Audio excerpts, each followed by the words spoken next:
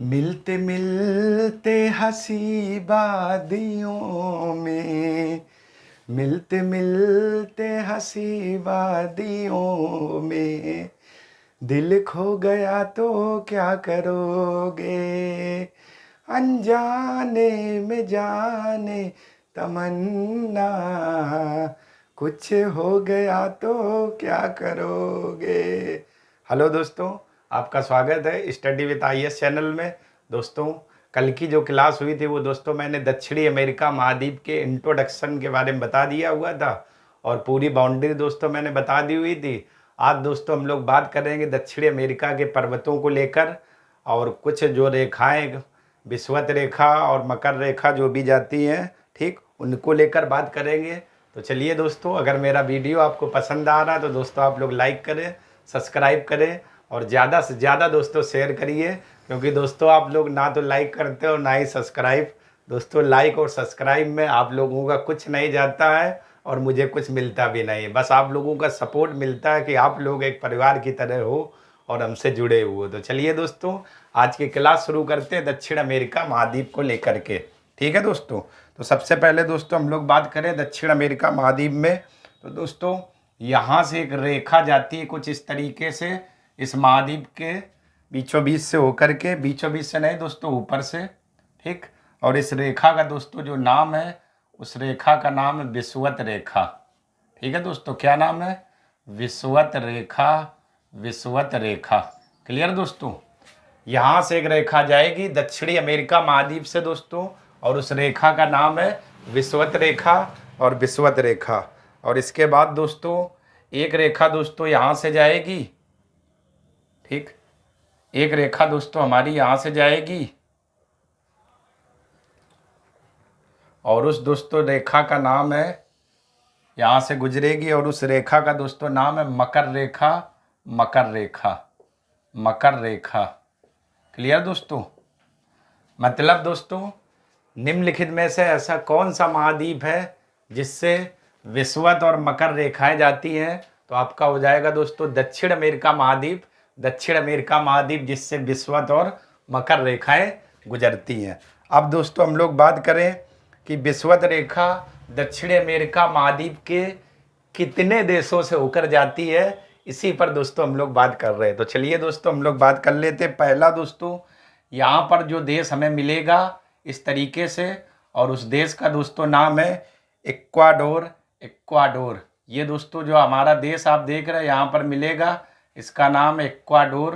तो एक तो दोस्तों देश ये हो गया कि जो विषुवत रेखा वो दक्षिण अमेरिका के इक्वाडोर, और दूसरा दोस्तों इसी इक्वाडोर से लगा हुआ एक कुछ इस तरीके से ऐसे मिलेगा, और ये दोस्तों जो देश है यहाँ पर इसका नाम है कोलंबिया, कोलंबिया।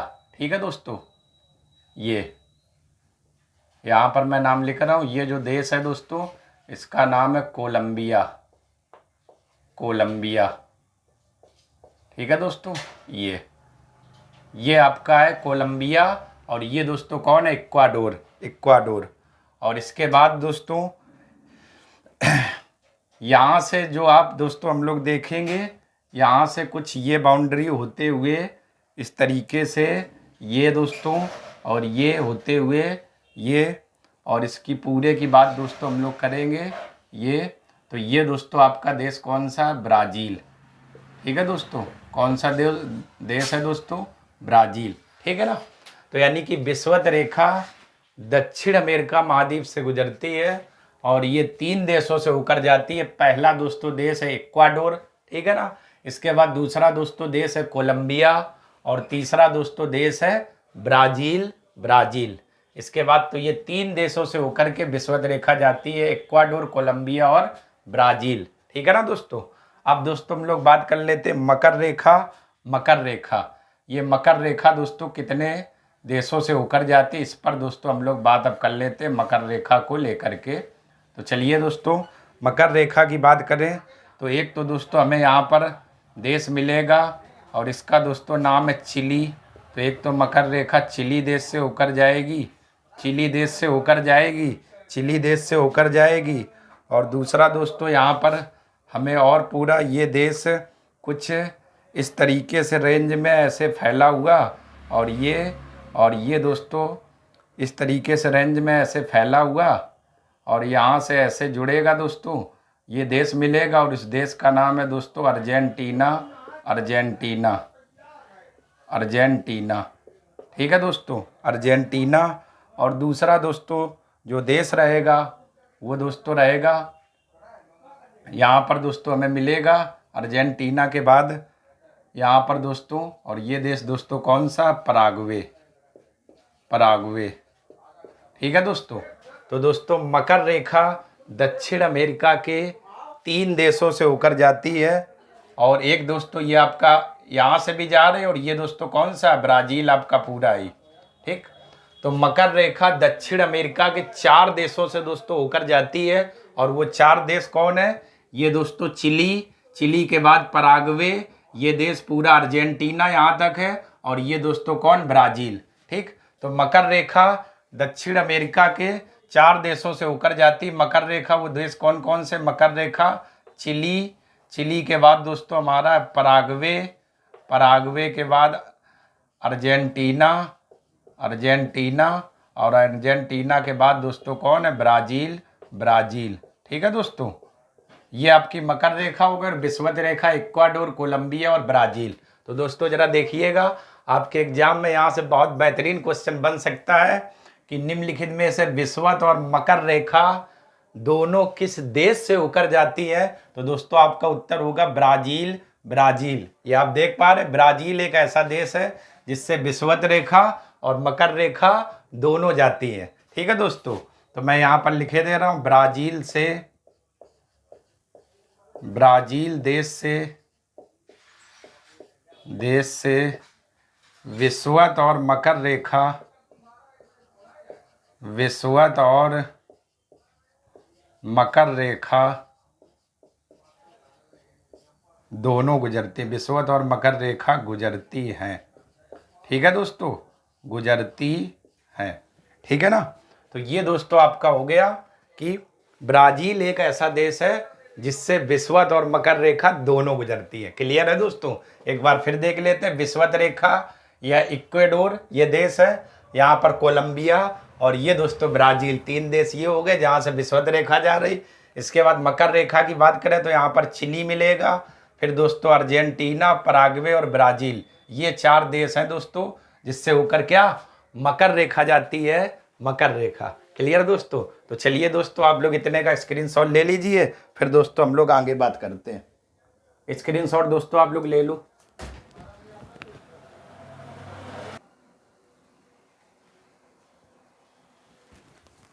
चलिए दोस्तों अब हम लोग देख लेते हैं दक्षिणी अमेरिका के पर्वत, ठीक।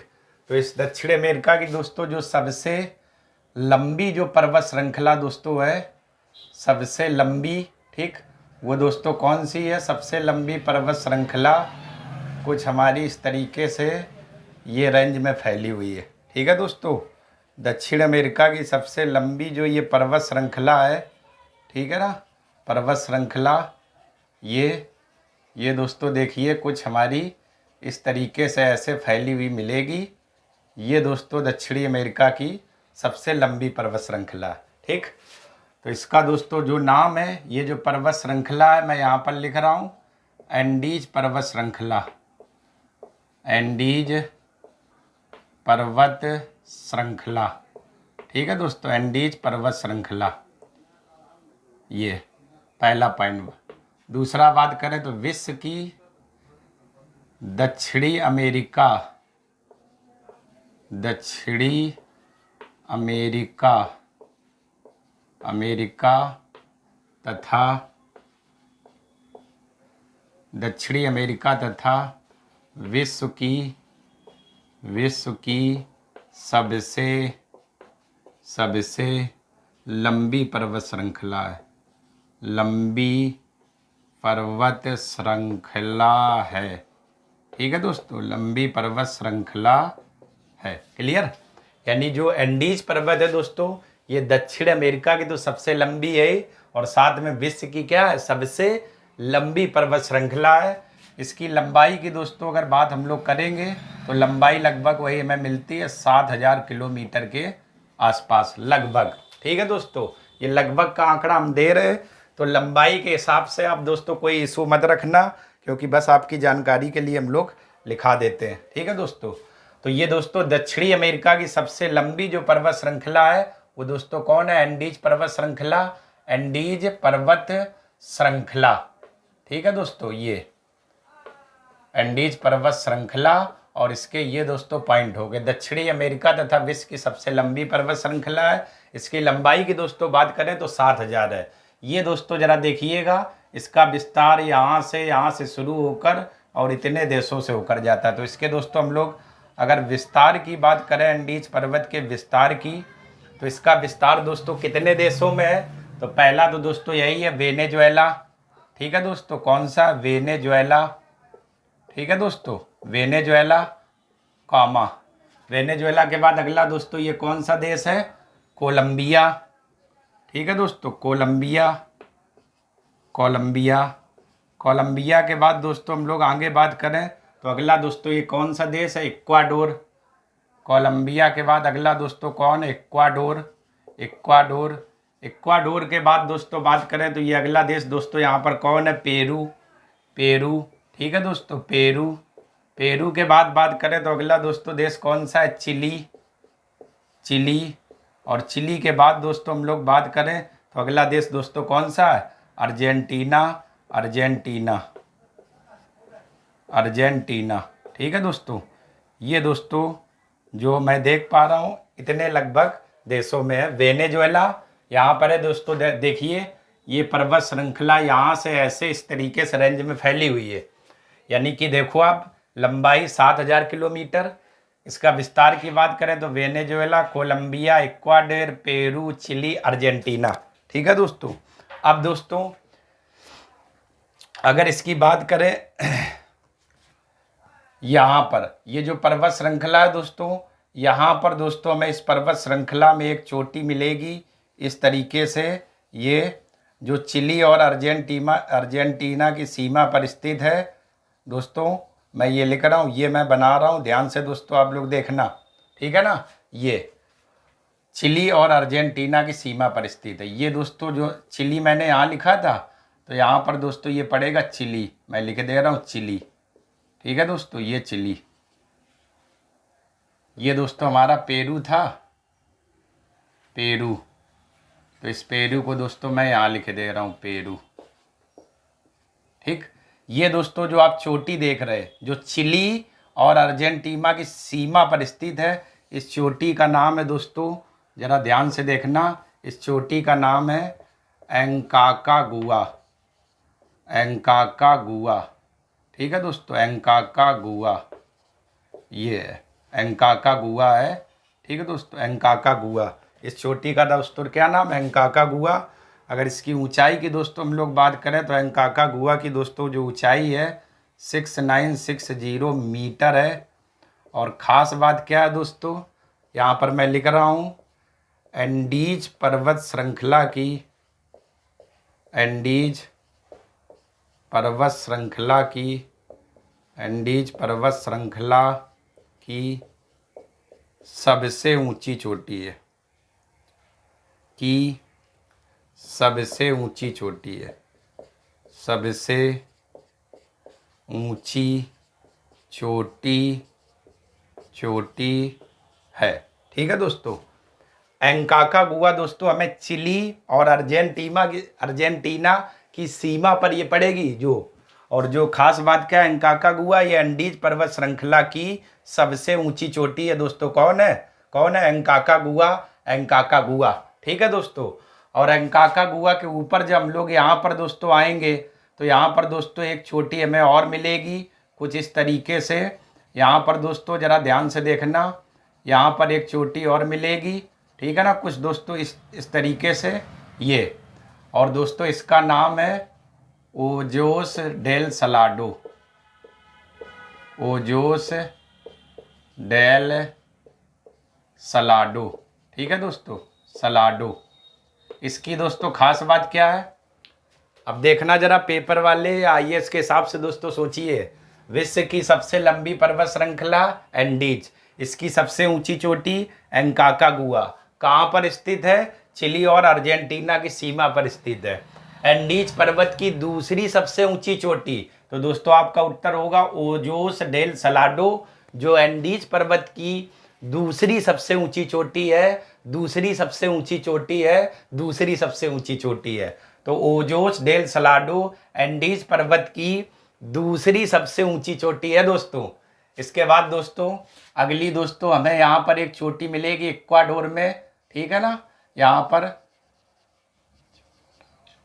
ठीक है दोस्तों, यहाँ पर ये, और इस चोटी का दोस्त इसका नाम क्या है, यहाँ पर मिलेगी, और इसका दोस्तों नाम है चिम्बाराजो। चिम्बाराजो, चिम्बाराजो, ये दोस्तों इक्वाडोर में पड़ेगी। चिम्बाराजो, चिम्बाराजो, ठीक है दोस्तों। अब फिर मेरी बात ध्यान से सुनना दोस्तों। एंडीज पर्वत की सबसे ऊंची चोटी एंकाकागुआ, दूसरी सबसे ऊंची चोटी ओजोस डेल सलाडो, और तीसरी सबसे ऊंची चोटी दोस्तों कौन है, चिम्बाराजो, जो कहाँ पर पड़ेगी, इक्वाडोर में, इक्वाडोर में, इक्वाडोर में। क्लियर हो गया दोस्तों। बहुत अच्छे से दोस्तों देख लेना। एंडीज पर्वत दक्षिणी अमेरिका तथा विश्व की सबसे लंबी पर्वत श्रृंखला है। इसका विस्तार Venezuela, Colombia, Ecuador, Peru, Chile, Argentina, ठीक है दोस्तों, इक्वाडोर, कोलंबिया, वेनेजुएला, इतने देशों में इसका विस्तार पड़ेगा। और एंडीज पर्वत की जो सबसे ऊंची चोटी है दोस्तों वो है एंकाकागुआ। इसकी ऊंचाई कितनी है, 6960 मीटर। एंडीज पर्वत की दूसरी सबसे ऊंची चोटी है ओजोस डेल सलाडो, दूसरी सबसे ऊंची चोटी है ओजोस डेल सलाडो। और एंडीज पर्वत की तीसरी सबसे ऊंची चोटी है चिम्बाराजो, चिम्बाराजो, चिम्बाराजो। क्लियर हो गया होगा दोस्तों। अगर आपसे कहा जाए, यहां से जरा देखना, एंडीज, एंडीज पर्वत पर स्थित स्थित चोटियों का क्रम, चोटियों का क्रम, वो भी दोस्तों कहाँ से, ये दोस्तों जरा देखिए, उत्तर से दक्षिण की ओर बात करें तो सबसे पहली कौन सी आएगी, चिम्बाराजो, ठीक है दोस्तों। इसके बाद कौन सी आएगी, ओजोस डेल सलाडो, और इसके बाद दोस्तों कौन सी आएगी, एंकाकागुआ, एंकाकागुआ। तो अगर इन चोटियों को उत्तर से दक्षिण की ओर लगाया जाए तो ये ऊपर से नीचे दोस्तों ये क्रम रहेगा, ठीक है दोस्तों। तो इनको आप लोग अच्छे से दोस्तों ध्यान रखिएगा और देख लीजिए। इस पर्वत से, एंडीज पर्वत से जो भी क्वेश्चन बनते थे और जितना मुझे नॉलेज था दोस्तों मैंने आपको बेहतर तरीके से समझाया, ठीक है दोस्तों। तो चलिए दोस्तों आप लोग इतने का स्क्रीनशॉट ले लीजिए।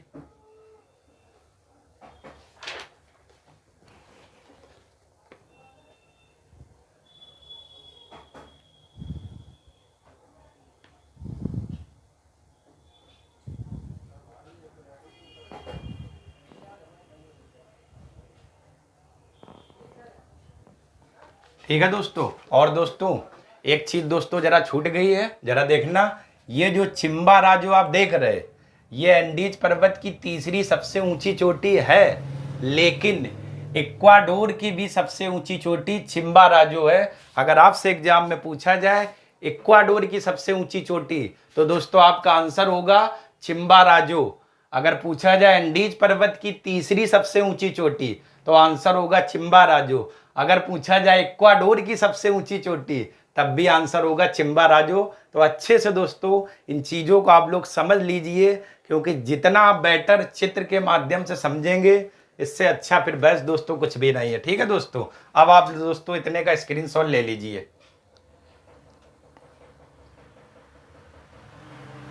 चलिए दोस्तों स्क्रीनशॉट ले लिया होगा। तो ये दोस्तों आपकी रही आज की क्लास में जो मैंने एंडीज पर्वत को जो लेकर मैंने आया हुआ था, तो मैंने एंडीज पर्वत के बारे में दोस्तों आपको अच्छे से बता दिया हुआ। अब कल की क्लास में दोस्तों हम लोग बात करेंगे कुछ झीलों को लेकर, कुछ मरुस्थलों को लेकर, कुछ खनिज संसाधनों को लेकर। कल की क्लास में इन 3 टॉपिक पर दोस्तों चर्चा होगी, और छोटे मोटे जो भी पर्वत होंगे और भी देख लेंगे। तो दोस्तों अगर आज की क्लास आपको पसंद आई है तो दोस्तों आप लोग लाइक करें, सब्सक्राइब करें और ज़्यादा से ज़्यादा दोस्तों शेयर करिएगा। और दोस्तों एक चीज़ और है, आपके मन में ये भी आ सकता होगा कि सर बहुत कम पढ़ाते हैं, लंबा वीडियो क्यों नहीं। तो दोस्तों मैं लंबा इसलिए नहीं बताता हूँ क्योंकि फिर इसमें ज़्यादा चीज़ें भर जाएंगी तो कन्फ्यूजन रहती है। इसलिए मैं एक एक दो दो टॉपिक लेकर के धीरे धीरे सब कुछ कवर करता रहता हूँ, ताकि जो कमज़ोर बच्चे जिनका बेस अभी नहीं है उनको हर चीज़ क्लियर हो जाए कि यहाँ से लेकर के ये पर्वत ऐसे है, यहाँ यहाँ ये छोटी है, अच्छे से वो नोट्स बना सके। तो ये दोस्तों कारण रहता है थोड़ा एक एक टॉपिक को मैं पढ़ाना। मैं एक ही बार में नदियाँ झीलें सब नहीं पढ़ाता हूँ, इसलिए मैं एक एक टॉपिक दोस्तों आपको अच्छे से पढ़ाता हूँ। तो चलिए दोस्तों, तो आज की क्लास यहीं तक रखते हैं। तब तक के लिए दोस्तों आप सभी लोगों का धन्यवाद। धन्यवाद दोस्तों।